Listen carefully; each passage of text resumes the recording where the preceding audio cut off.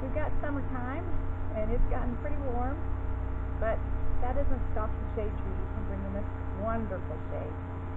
Well, the verse I'd like to share with you this morning is from Luke 17:20-21. And it says, Jesus was asked by the Pharisees when the kingdom of God would come. And he answered them, the kingdom of God is not coming in ways that can be observed, nor will they say, look, here it is, or there. For behold, the kingdom of God is in the midst of you. And I want you to know today that God is all around us. He's blessing us each and every day, and he loves you very much. Now, one of the neat things about our farm here is that there's lots of native species, and the plants are all very, very interesting, the birds and the flowers and the trees. And one of the most interesting plants here is called a catalpa tree. This is a leaf from the catalpa tree. It's also known as the fish bait tree.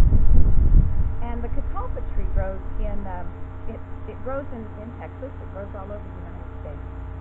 It's a small to medium-sized tree, and it reaches 30 to 40 feet tall.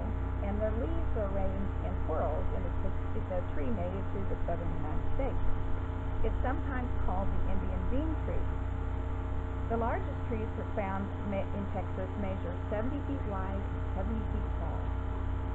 The flowers of the catalpa are large, white, and showy, and it flowers in May and June, and I can tell you that they smell wonderful.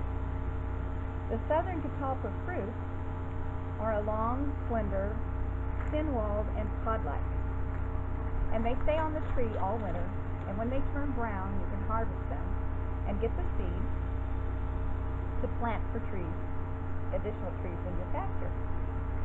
The trees begin to flower by age 7 and are usually producing a good seed crop by age 10. The southern catalpa heartwood is extremely rot resistant and has been used for fence posts and rails. It's a fast-growing but moderately short-lived tree lasting about 70 years.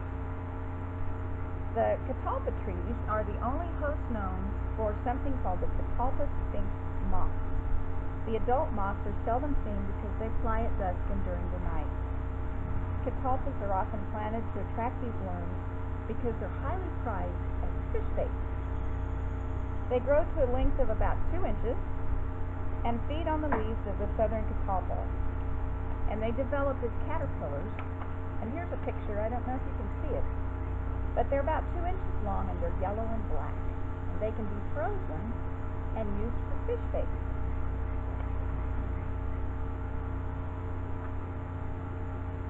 Just a few catalpa trees growing on a fence row are enough to supply the male larva for fish bait at a family level. Catalpas make fine and unique yard trees. Their flowers are beautiful and the wood can be used outdoors or indoors. The catalpas are a southern tradition, so you can plant a piece of cultural history, a southern catalpa. Well, it's been my pleasure to share this day with you, and I'm glad you stopped by to visit. I hope that God blesses the trails and hips you ride, and that you'll come again. You can write to me at Ask GranMa Carrie Anne, P.O. Box 177, Kaufman, Texas 75142. And I hope you have a blessed and wonderful day. God bless.